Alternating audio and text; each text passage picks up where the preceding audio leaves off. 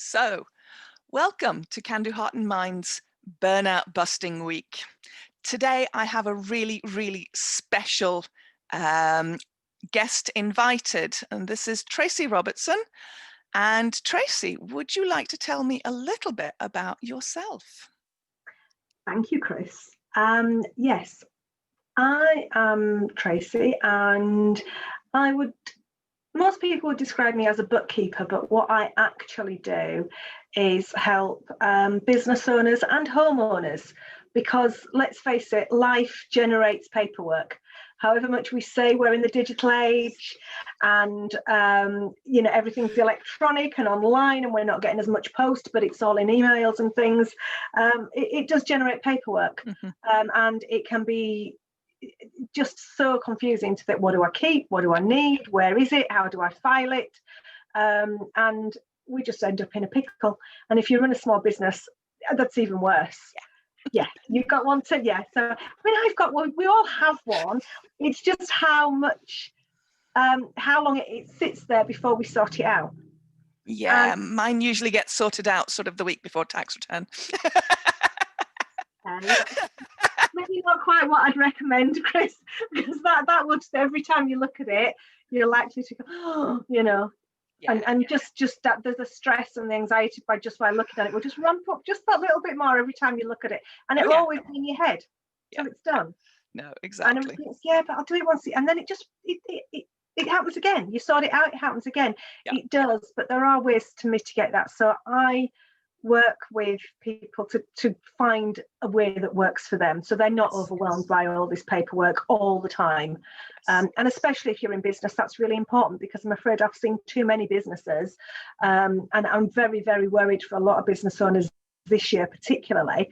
A lot of people have gone into business, they've decided to ramp up their side hustle because they needed money, they needed to feed the family, they needed to pay the rent or the mortgage, and they've gone into business to get money in without any thought of the accounts, of the bookkeeping, of the money. And I have seen so many businesses in previous years just go to the wall because 12-18 months down the line, it's too much of a pickle to get out of, and they owe money that they haven't got, and they just have to finish it all, park it all. And it's a shame, because so many of these businesses are viable if they would do the right thing at the right time. Absolutely. And I just really would like to be able to help as many of these small businesses as possible. Totally. I get what you're saying. And I'm really looking forward to working with you, because we will be doing some of that together. So now, obviously this week we are dealing with burnout. And I've seen you've commented on a couple of things, so I wanted to check in with you and what your experience is of burnout.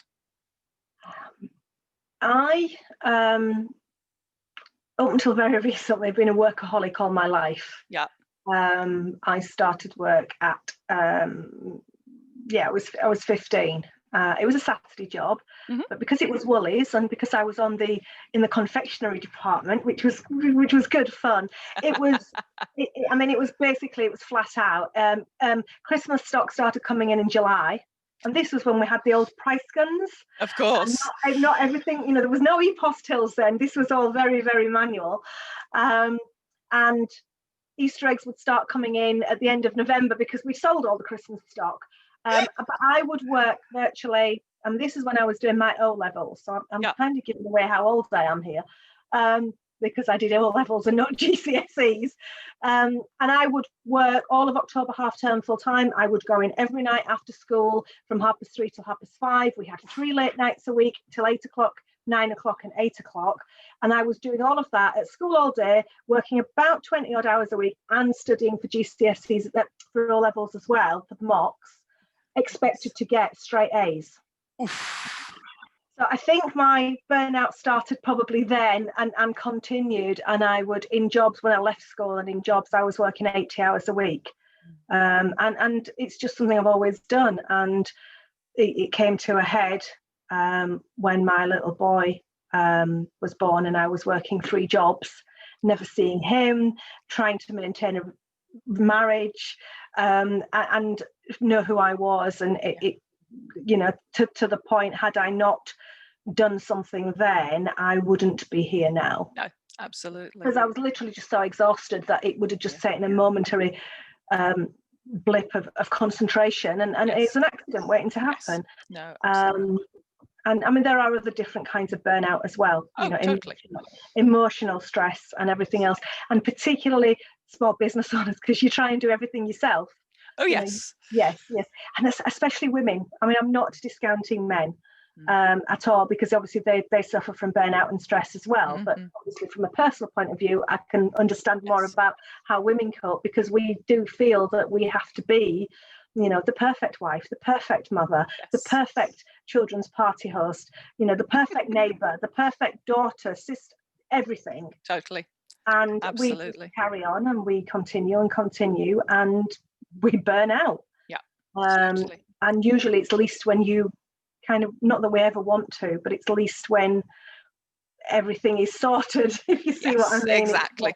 And it's time to stop, girls. It's time to stop this, Yes. and find a better way. And this Absolutely. is one of the reasons I've created the My Simple Yes. branding, because I just think life needs to be simpler. Totally. And I so agree with you. So tell me about My Simple Christmas. Right. Okay. Well, this I love Christmas. I absolutely love and adore Christmas. You would think after a few years in retail, selling Christmas things from July through till Christmas Eve, and always having to work Christmas Eve, never any time to go and play, that I would hate Christmas. But actually, no, I don't. And since I remarried, and I'm basically allowed to do whatever I like. Yay! It takes me about a week to put up my Christmas decorations. Fantastic. Yes. And then a couple of days to take them all down again. Well, and yes. That's to the point where some years, I mean, I have been so busy that it's a case of it doesn't happen. Yes. Yeah. Some years the tree's gone up and it's had lights on, and that's it. And that's the only thing that's happened. Yeah. Or I have a pair of elves that sit on the top of my dresser, and they Brilliant. go, and nothing else. Yeah. Christmas cards sit in a big pile on the sideboard rather than being displayed. And this year I decided that I did have the time to do it all properly, do everything, make it perfect. Okay. And I was planning it in October, I'm going to do that day and that day, and I'm going to order all my things online, and I'm going to do right on my card. And of course, as usual, life throws you a curveball, doesn't it? Yes. So I had two curveballs. One was my husband and one was my mother. And it didn't happen. No, of course. And I thought, well, do you know what? I'm not the only one in this position. And this year, Christmas is going to be very, very different for a lot of people. But it doesn't have to be bad. No. It's just going to be different. And we can probably all find something to be grateful for, something to feel happy about. Even if we can't see all the people we want to see, even if we can't do all the things that we normally do, go ice skating or take the kids out to see Santa or whatever, there's going to be ways around it. But it's just about finding the simple thing and not knocking yourself out, and being absolutely exhausted and it's over. Yeah. And because you haven't enjoyed it, because you've been too busy trying to make it perfect for everybody else. Totally. It doesn't have to be perfect. Just do the simple stuff. Yeah. So do you have any specific recommendations that have come out of that, or is it more a question of finding something for each person? I mean, everybody is different. So for me to say, well, I do this and that works perfectly, is not going to work for somebody else. It's not about me saying, well, you have to do this. I mean, we're already on the 8th of December. I know, right? Yeah. So it's not that far away. Now, if you, and I'm already stressing. I'm Mrs. Christmas so far as a lot of my family and friends are concerned. But even I yesterday had a complete and utter meltdown because there's 2 presents I need to buy for special people and I can't think what to buy them. And I know that if I don't buy them soon, because I'm not going out anywhere and I'm shielding, I have to order them to come to me because I like to wrap them up properly and send them to the people that are having them. And I'm very aware that if I don't do that by Friday, that's not happening. Yeah. So if you're getting stressed by what you have to do, just stop and breathe and take, whether it's a cup of coffee, a cup of tea, a glass of wine, whatever you like, and just sit quiet if you can. I know sometimes that's hard if you've got a house full of people or a house full of kids or whatever. If you can just find half an hour to sit and just write down everything you've got to do. Now, and then you could maybe just even split it. If you end up with a really, really, really long list, just split it into things that absolutely have to be done. So a food shop's probably pretty critical. Reasonably. Yeah. So if you want a delivery slot, you're possibly going to be disappointed now if you haven't done it. So try and get a click and collect. There's still some of those kicking about. Yes. If you live in Bedford, I've got a couple and they're not going to be full. So if you need anything adding, brilliant. Yeah, food's pretty essential. Maybe something nice that everybody, whatever people like particularly, just a bit of something for every person. If you haven't written your cards by now, if you haven't even bought your cards by now, if there's a few that are actually really essential for people that will really appreciate them, then do it. Everybody else, just don't worry about it. These days we can usually do a text or something and say, right, okay, I'll give 20 quid to a charity instead of writing absolutely. cards. I've received some really beautiful electronic Christmas cards. So people send me emails with a Christmas card in it, which is fantastic, because then they don't have to go to the post office. They don't have to be faffing about and doing all of that. And it takes 2 seconds to do. So that's an opportunity for some people as well. If you're like me and you've got lots of decorations, but you really know you're not going to have time, just pick a few, just put the tree up or put some lights up or just stick a bit of tinsel around the picture. Just a bit of something, if that's what you like. If you don't like decorations, if you can't be doing with the clutter, then don't do it. This is your Christmas. Make it what you like. I mean, that's fair. It's not a secret. I don't even cook on Christmas Day. Fantastic. Good for you. At all. I mean, I'm very fortunate in a way that we don't have little people. No. So I don't have to do the whole Santa Christmas. But because we have 2 birthdays in December and they're very big birthdays this year. Right. Mine is Christmas Eve, which is a right pain because you can never go out anywhere. And this year, definitely not go out anywhere. And my husband always cooks me a big meal on Christmas Eve, a really nice meal of whatever I want, which means Christmas Day.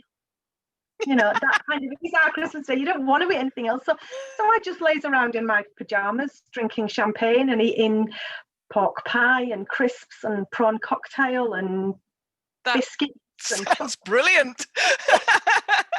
It's our duvet day. We don't do duvet day any other day of the year, but Christmas Day, the door stays locked. We don't see anybody. Fantastic. And we just have a duvet day. And that is my simple Christmas, And that's just it. So I know not everybody can do that. No, even if you want to do that, you can't do that. But remember, Christmas dinner is basically Sunday dinner. Yes. And you do that elsewhere the year. Yeah, a couple of extras, that's it. Yeah. So it doesn't have to be. And ask for help. Yeah, absolutely. And the people that are helping, they might not stir the gravy the same way you do. They might not decorate the tree the same way you do. But it doesn't matter. No.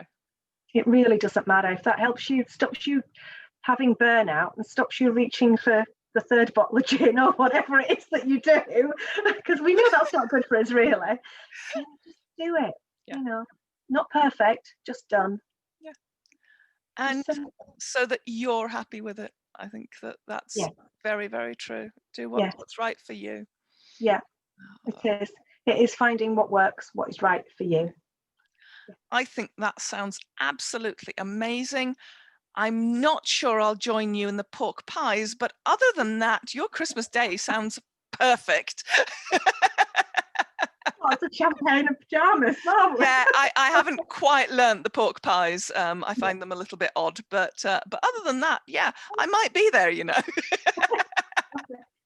I'll lock the door at midnight. Nobody else is allowed in.